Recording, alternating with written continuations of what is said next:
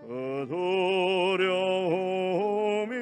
변하여 내 기도 되었고 전날의 한숨 변하여 내 노래 되었네.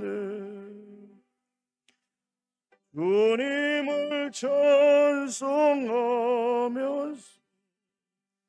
할렐루야 할렐루야 내 앞길 멀고 험해도 나 주님만 따라가리.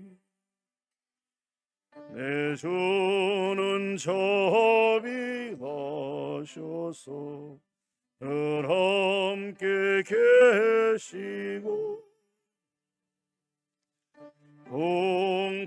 궁핍함을 아시고 늘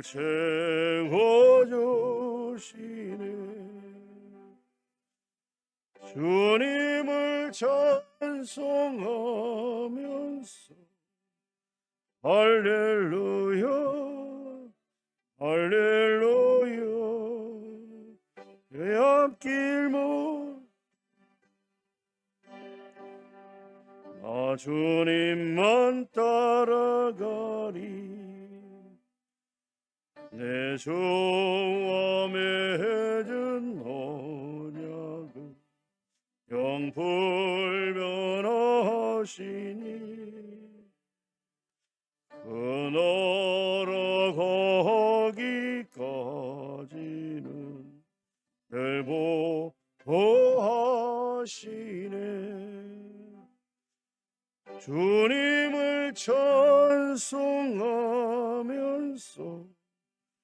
할렐루야 할렐루야 내 앞길 멀고 험해도 나 주님만 따라가리. 하나님 감사합니다. 거룩한 주일을 잘 보낼 수 있도록 인도하여 주시고 이 월요일 새벽에 또한 하나님 앞에 나와서 기도할 수 있도록 우리 모두를 인도하여 주시니 감사합니다. 하나님, 야곱의 고백처럼 인생은 나그네 길이요 또 인생의 길은 험난하고 험악한 길이라고 표현했던 것처럼 우리의 인생이 결코 만만치 않고 쉽지 않으며 하나님이 어쩌면 감사와 기쁨보다는 슬픔과 눈물과 고통이 있는 것이 인생이라고 생각합니다. 하나님, 그런 와중에서도 오직 하나님의 말씀을 붙잡고 나아가는 우리 성도들 되게 하여 주시옵소서. 오늘 하루의 삶 가운데 세상을 바라보며 물질을 바라보며 어리석게 하나님 그러한 것들을 추구하는 삶이 아니라 오직 하나님의 인도하심 가운데 나가는 삶이 될 수 있도록 우리 모두에게 은혜를 베풀어 주시옵소서. 감사합니다. 예수님의 이름으로 기도하옵나이다. 아멘. 오늘 말씀은 디도서 3장 말씀입니다. 디도서 3장 말씀. 신약 348면에 있습니다. 디도서 3장 말씀 그 뜻을 생각하면서 함께 합독하도록 하겠습니다.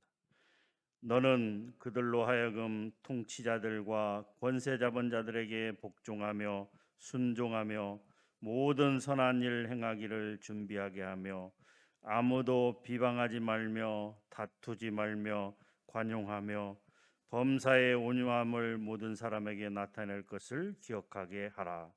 우리도 전에는 어리석은 자요 순종하지 아니한 자요 속은 자요 여러 가지 정욕과 행락의 종노릇한 자요 악독과 투기를 일삼은 자요 가증스러운 자요 피차 미워하는 자였으나 우리 구주 하나님의 자비와 사람 사랑하심이 나타날 때 우리를 구원하시되 우리가 행한 바 의로운 행위로 말미암지 아니하고 오직 그의 긍휼심을 따라 중생의 씻음과 성령의 새롭게 하심으로 하셨나니 우리 구주 예수 그리스도로 말미암아 우리에게 그 성령을 풍성히 부어 주사 우리로 그의 은혜를 입어 의롭다 하심을 얻어 영생의 소망을 따라 상속자가 되게 하려 하심이라.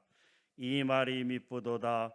원하건대 너는 이 여러 것에 대하여 굳세게 말하라. 이는 하나님을 믿는 자들로 하여금 조심하여 선한 일을 힘쓰게 하려 함이라. 이것은 아름다우며 사람들에게 유익하니라.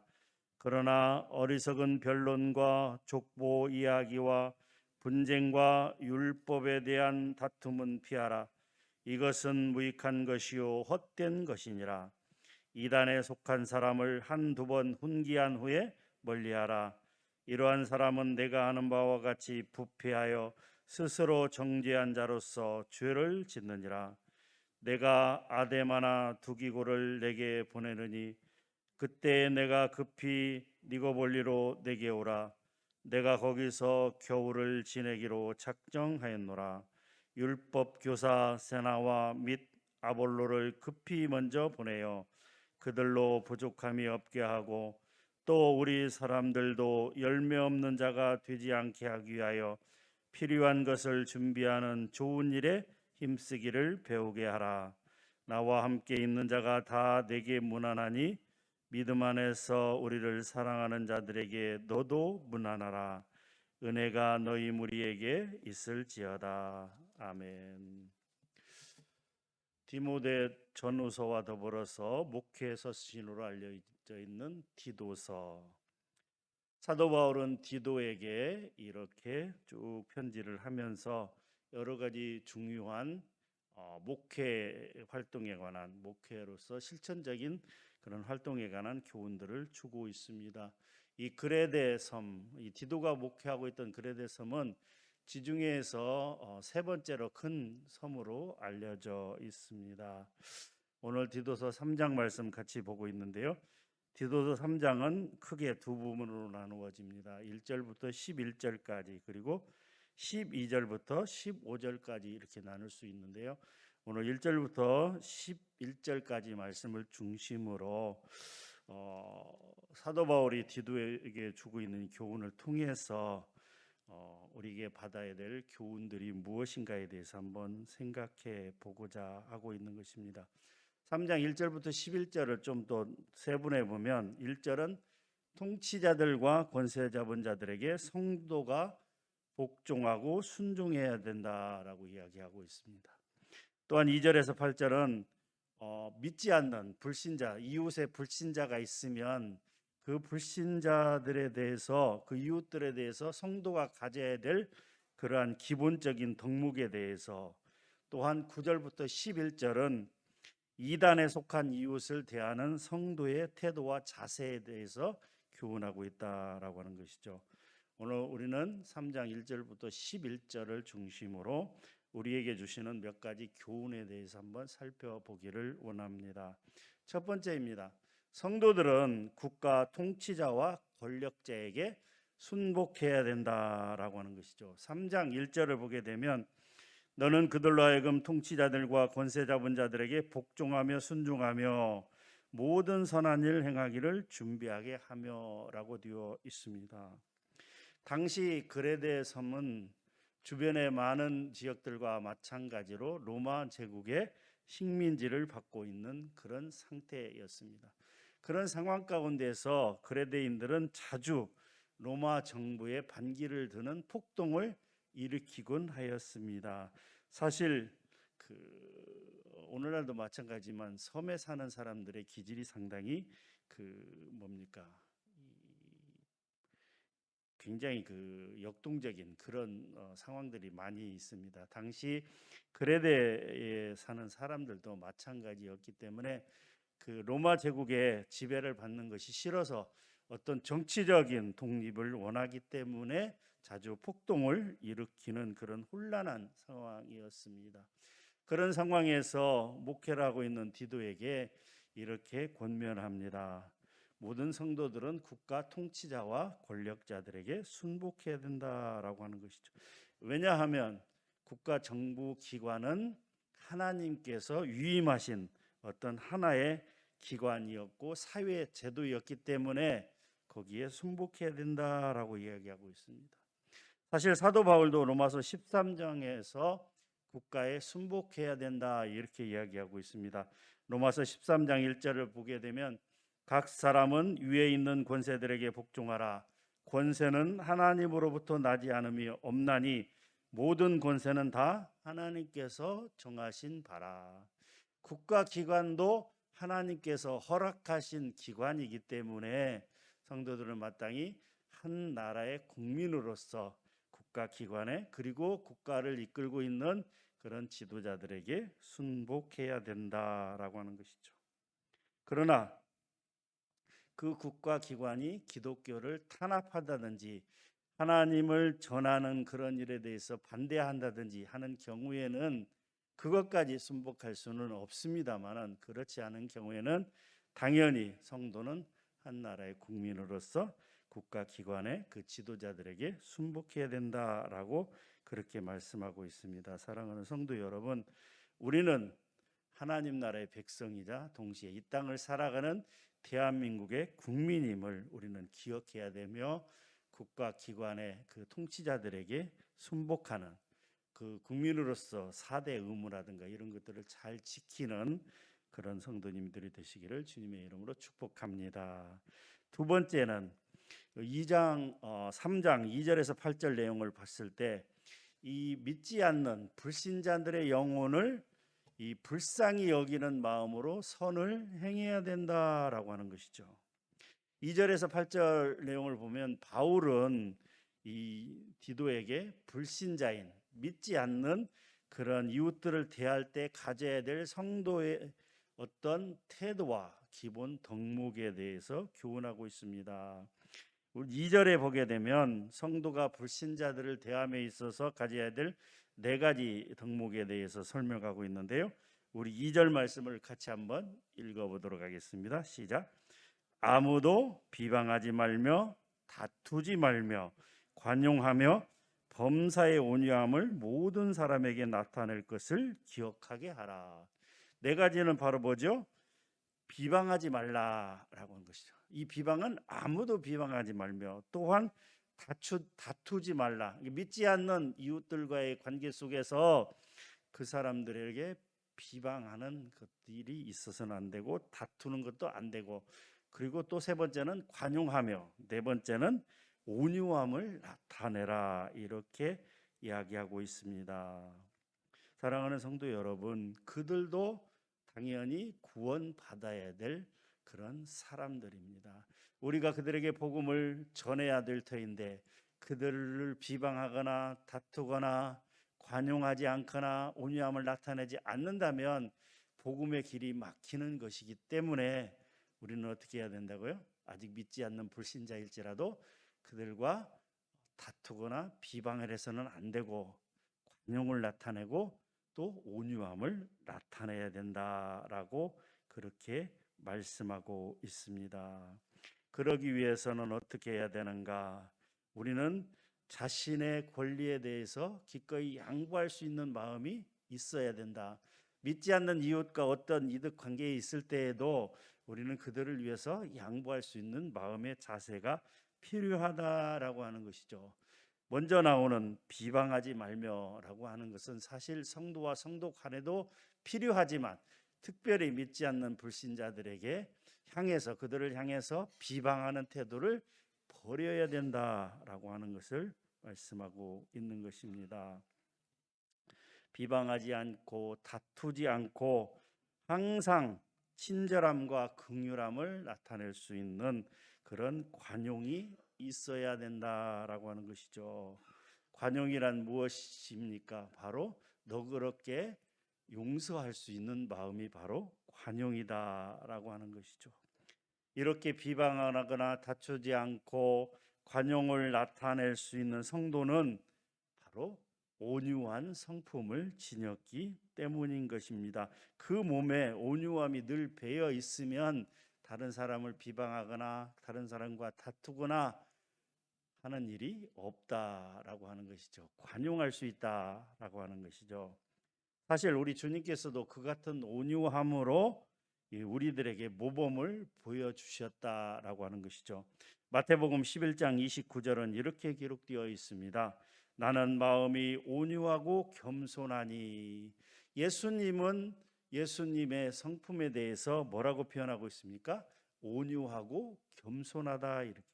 나의 멍에를 메고 내게 배우라, 그리하면 너희 마음이 쉼을 얻으리니라고 이렇게 말씀하고 있습니다. 사도 바울이 이렇게 불신자들에 대한 선행을 강조하는 이유가 무엇입니까? 성도가 이 세상을 살아갈 때 불신자들과 어떤 이런저런 관계를 맺을 수밖에 없고, 그럴 때 그들과 선한 관계, 좋은 관계를 맺음으로써 불신자들과의 다툼을 막고, 나아가서 불신자들도 성도의 그러한 선행을 보고 또 하나님께로 돌아오게 하기 위해서 그랬던 것입니다. 그렇습니다.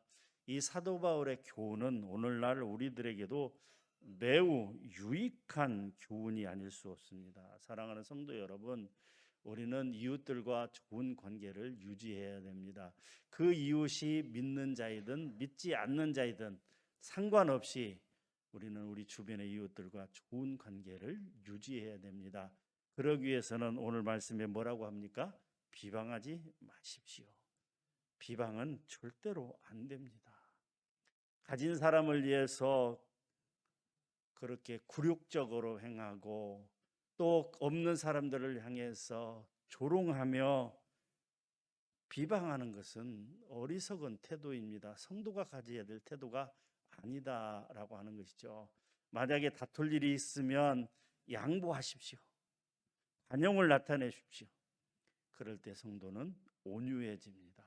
그런 온유한 성품으로 이웃들과 좋은 관계를 맺을 수 있는, 그래서 혹시 그들이 여러분들의 선행을 보고 하나님을 찾게 되고 교회를 나오게 된다면 여러분은 하나님 앞에 큰 상급을 얻을 것이기 때문입니다. 왜냐하면 하나님께서는 잃어버린 한 마리의 양을 찾으시는 분이시기 때문인 것입니다.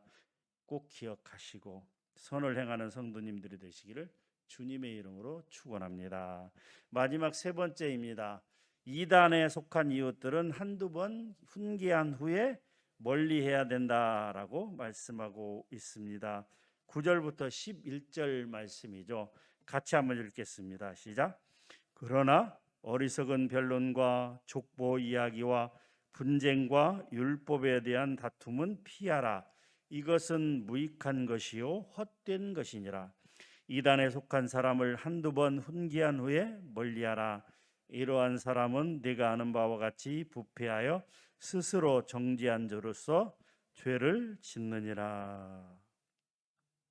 이웃들 중에서도 특별히 이단에 속한, 분명히 이단으로 규정된 그러한 이웃들이 있을 것입니다.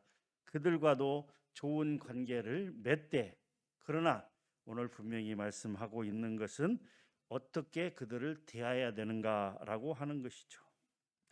바울은 이단에 속한 이웃에 대해 다른 불신자들과 같이 대하기는 하되 그들과는 어떠한 변론도 무익함으로 변론하지 말라라고 얘기합니다. 그래서 한두 번 훈계한 후에 그것이 잘못되었다는 것을 이야기한 다음에는 그들을 멀리하라라고 이렇게 교훈하고 있습니다.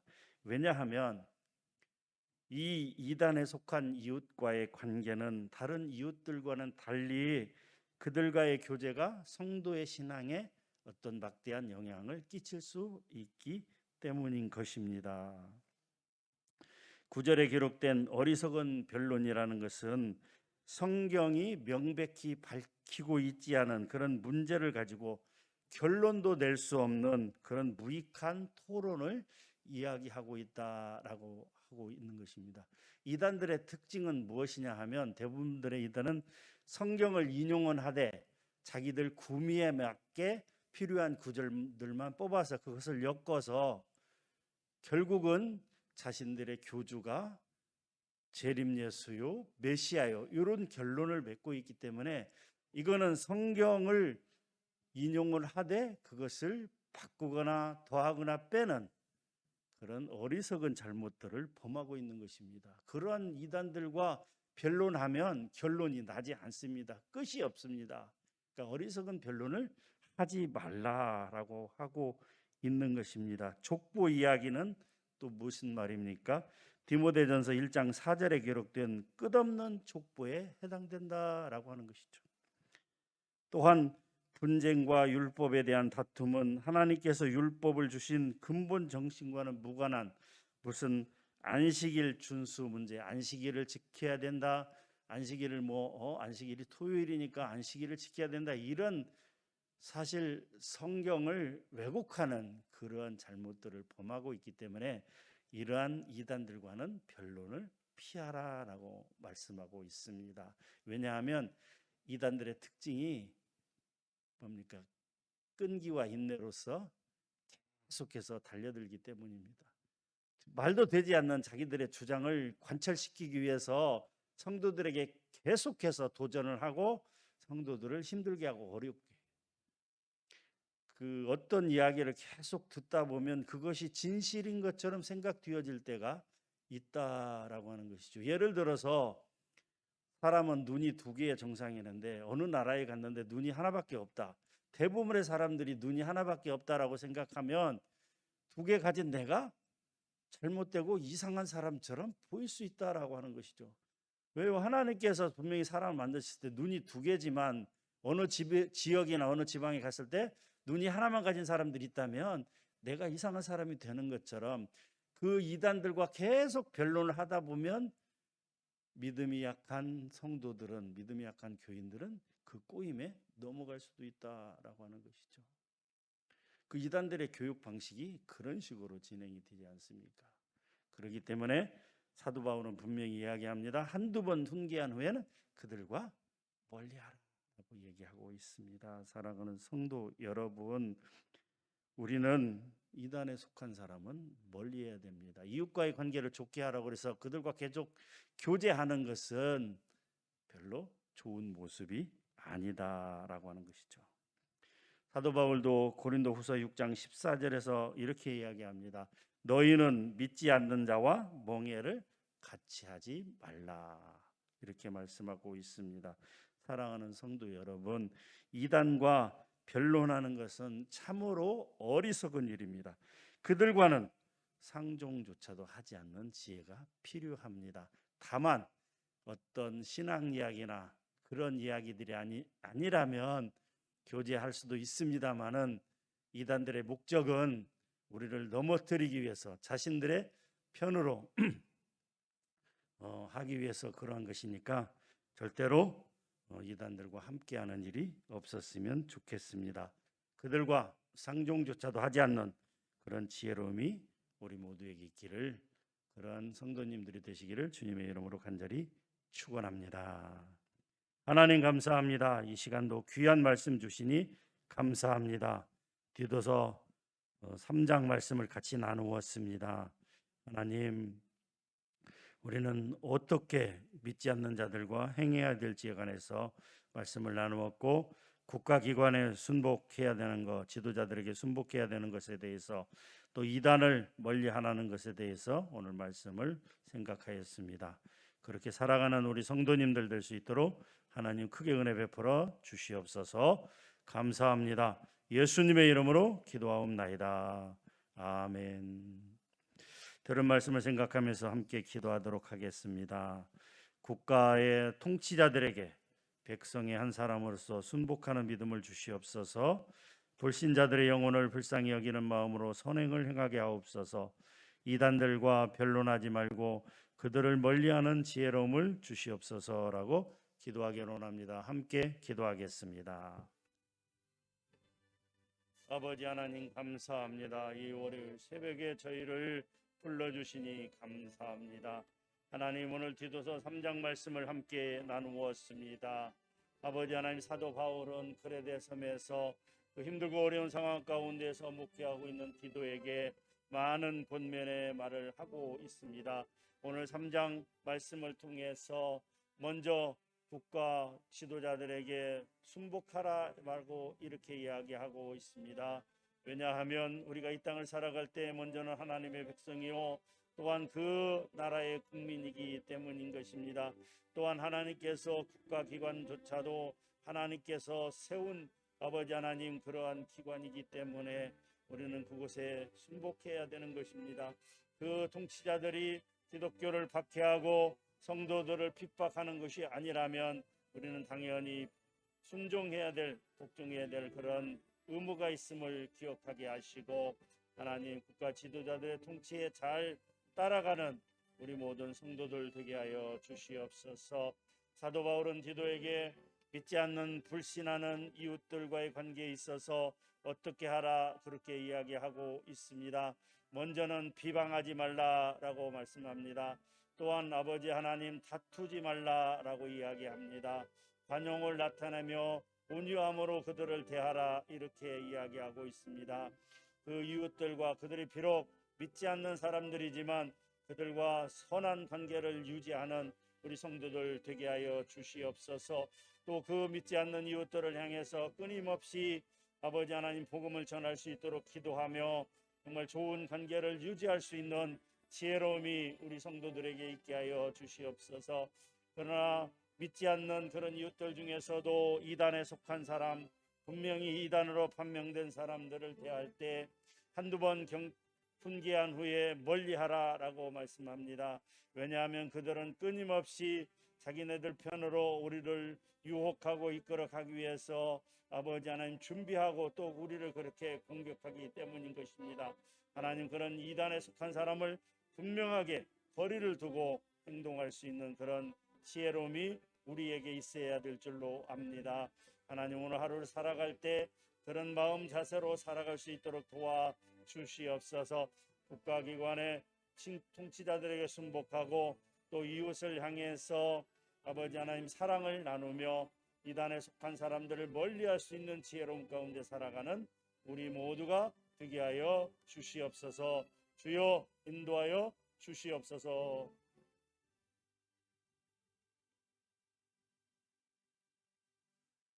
매주 월요일은 나라와 민족을 위해서 기도하는 날입니다.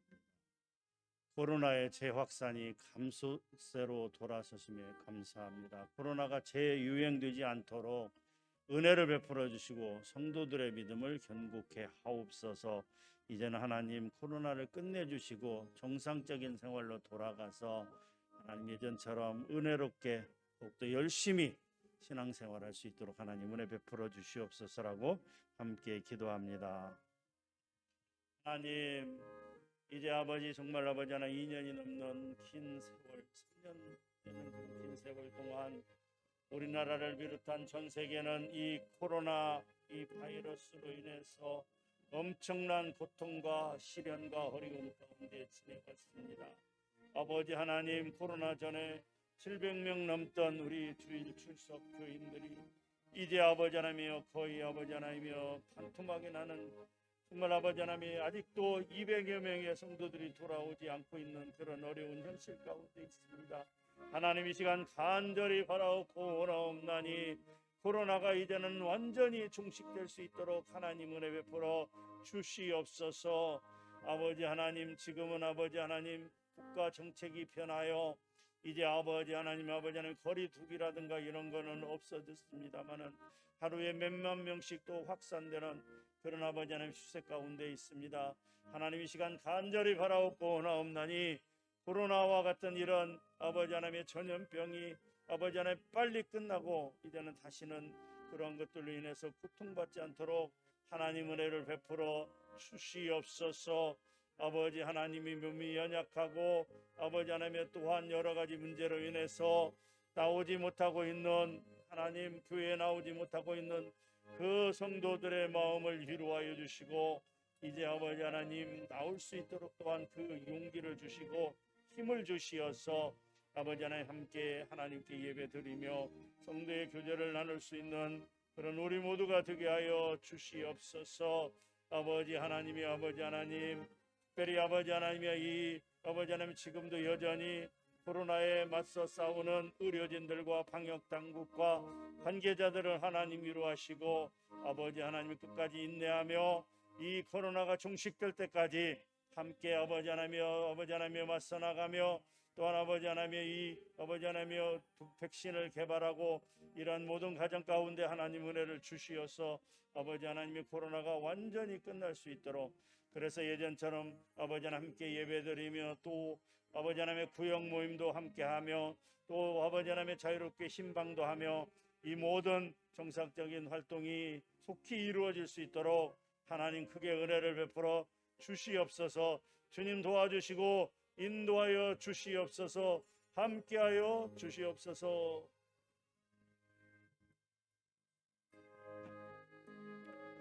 마지막 세 번째 기도 제목입니다. 대통령과 위정자들에게 하나님을 경외하는 마음과 지혜를 주셔서 권력과 이익을 위한 정쟁과 갈등이 아니라 국민을 위한 바른 정치로 안전하고 평화로운 나라, 약자들이 보호받는 나라가 되게 해달라고 기도하기를 원합니다. 대통령과 위정자들이 사심을 버리고 정말 국민들을 생각하는 그런 마음으로 이 경제 위기라든가 이 전염병이라든가 이 모든 것들을 헤쳐나갈 수 있도록 그들에게 하나님 지혜를 주시옵소서라고 기도하시고 또 개인 기도하시도록 하겠습니다. 함께 기도합니다. 하나님, 대통령과 위정자들에게 아버지 하나님 지혜를 주시옵소서. 하나님께서 세우신 줄 믿습니다. 하나님, 그러하니 하나님께서 저들에게 지혜를 허락하사 이 난관과 이 위기를 잘 극복할 수 있도록 하나님 은혜를 베풀어 주시옵소서. 아버지 하나님, 코로나와 같은 전염병이 이제는 다 물러가도록 이제 아버지 하나님이 하나님 은혜를 베풀어 주시고 또 이제 아버지 하나님이여 아버지 하나님 러시아와 우크라이나 전쟁으로 말미암아서 아버지 하나님 정말 많은 어려움들이 있습니다. 아버지 하나님이여 석유와 천연가스가 제대로 공급되지 않음으로 말미암아서 전 세계나 아버지 하나님 물가가 폭등하고 있습니다. 또한 아버지 하나님이여 밀이라든가 곡물들이 제대로 공급되지 못하는 바람에 이제 아버지 하나님 전 세계는 식량 전쟁 가운데 빠져들고 있습니다. 이러한 경제적인 위기 가운데서 벗어날 수 있도록 하나님 대통령과 위정자들에게 지혜를 주시고 이제 아버지 하나님 다시는 정쟁이나 이런 것들로 시간을 소모하지 않게 하시며 정말 아버지 하나님 국민들을 위해서 아버지 하나님의 봉사하고 아버지 하나님 열심히 섬길 수 있는 그런 아버지 하나님의 위정자들 될 수 있도록 또한 국민들도 그들의 마음을 알아서 함께 협력하며 정말 아버지 하나님 이 위기를 잘 극복하고 하나님 정말 하나님께서 인도하시는 그러한 아름다운 시간들 가운데 나아갈 수 있도록 주님 도와주시고 인도하여 주시옵소서. 교회가 아버지 하나님이 나라와 민족을 위해서 늘 기도하며 하나님의 인도하실 가운데 나아갈 수 있도록 늘 항상 하나님께 고백하는 그런 교회 될 수 있도록 주님 도와주시고 인도하여 주시옵소서. 오늘의 삶 가운데 하나님께서 함께 하시고 하나님께 영광 돌리며 말씀대로 살아가는 그런 아버지 하나님의 백성들 될 수 있도록 하나님 은혜 베풀어 주시옵소서.